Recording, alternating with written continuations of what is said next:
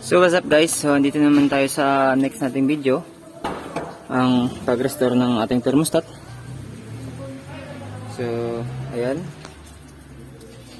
so ito galing Subic to, silicone, ibang ganda, pinapalitan nila. Ayan. So guys, nakabili tayo sa, by the way, minsan bubuksan nyo din to kasi tignan nyo, corrosion. Ayan. Pero lilinisin din natin yan. So ito, nabili lang namin sa Lazada. Purits K1-1 tsaka ang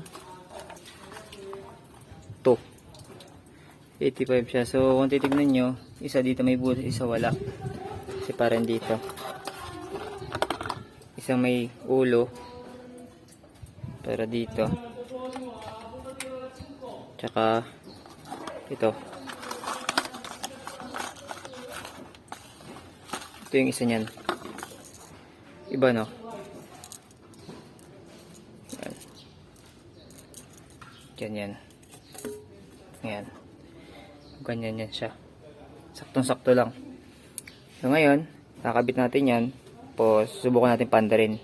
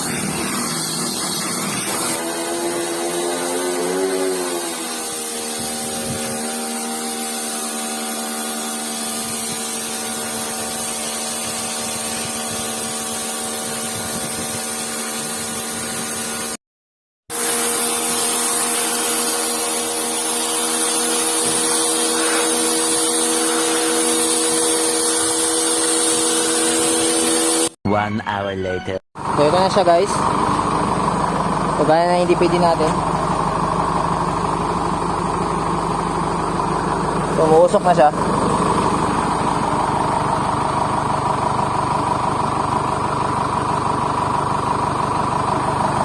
So check natin yung temperature.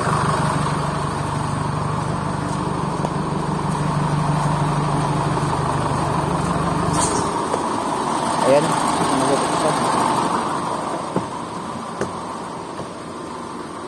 So yun, warm up na.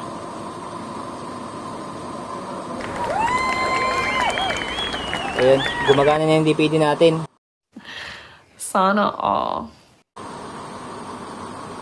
So okay na, nagwa-warm up na siya.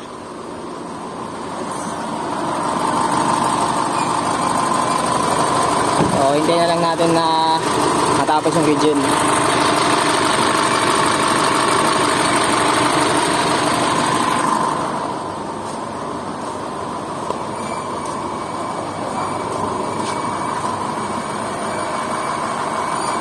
Ayun, nag-ano siya, re-region na.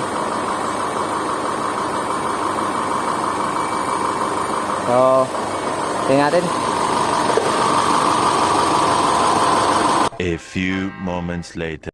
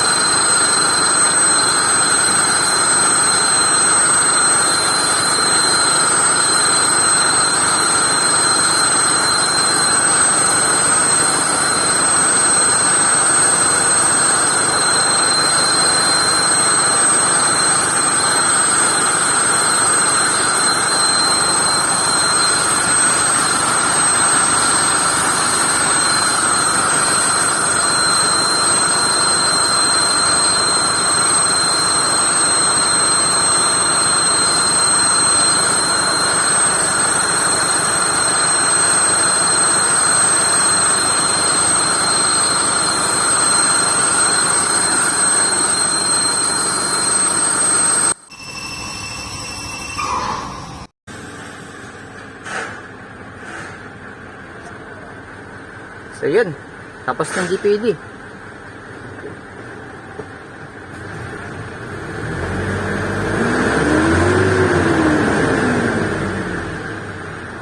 Okay kaya, natapos na rin.